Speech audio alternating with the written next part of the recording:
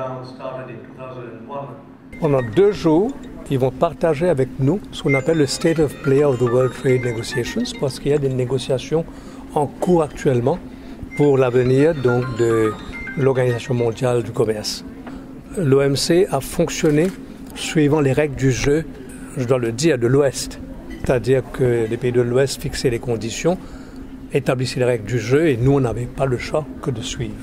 Or, depuis l'entrée de la Chine, de l'Inde sur ce vaste marché commercial, il est clair que les règles du jeu sont en train de changer.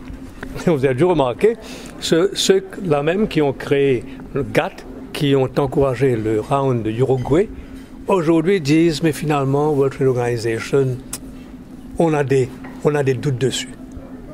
On a des doutes dessus parce que finalement, les règles du jeu doivent changer pour intégrer les aspirations de la Chine, de l'Inde, de la Russie et autres. Nous sommes dedans. Les Mauriciens, en quoi ça intéresse l'île Maurice?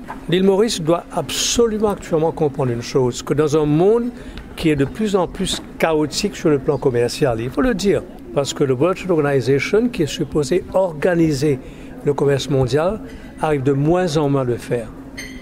Et Maurice, nous devons nous apprendre, même si la situation n'est pas si bonne, apprendre à survivre et à développer. C'est la raison pour laquelle l'île Maurice a choisi une stratégie de survie et d'expansion dans une optique régionale, beaucoup plus régionale. C'est-à-dire que nous mettons beaucoup d'accent maintenant sur, d'une part, les relations bilatérales avec la région. On ne doit plus penser maintenant à une île Maurice petite, là, le caillou, jeté perdu dans l'océan. Non. Nous sommes au fait appelés à devenir ce que l'anglais appelle un lighthouse. Nous sommes appelés à jouer un rôle d'éclairer la région et de partager avec la région ce qu'on connaît le mieux. C'est la raison pour laquelle nous sommes en train de finaliser avec la Chine, c'est fait. Nous aurons un accord de libre-échange pomme sec avec la Chine. Premier accord de libre-échange entre la Chine et l'Afrique, c'est nous. C'est fait, ça doit être ratifié. Deuxièmement, la semaine prochaine, M. Boudou, qui est là, est en train de finaliser l'accord de libre-échange avec l'Inde, SECPA, et nous pensons que lorsque le Premier ministre sera en Inde en janvier, que l'île Maurice va signer donc l'accord de libre-échange entre l'Inde et Maurice. C'est gros ça! FTA Maurice-Inde, FTA Maurice-Chine, deuxièmement, accords bilatéraux avec les pays africains. D'autre part, nous sommes aussi maintenant membres de l'accord trilatéral en Afrique qui regroupe COMESA, SADC, 26 pays, 650 millions de consommateurs. C'est pour vous dire à quel point nous avons maintenant une stratégie clairement tournée vers l'extérieur.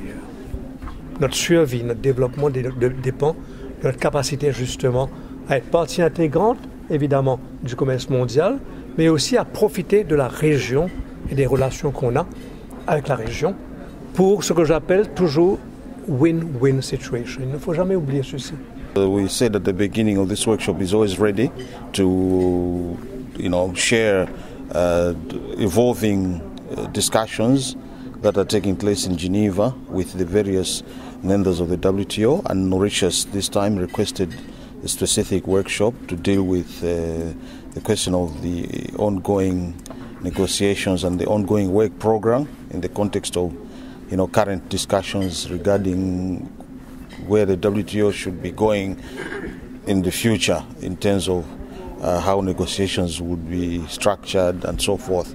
And these are still ongoing discussions, and we will share what is currently being discussed, whether in Geneva or in the various capitals of other members of the WTO.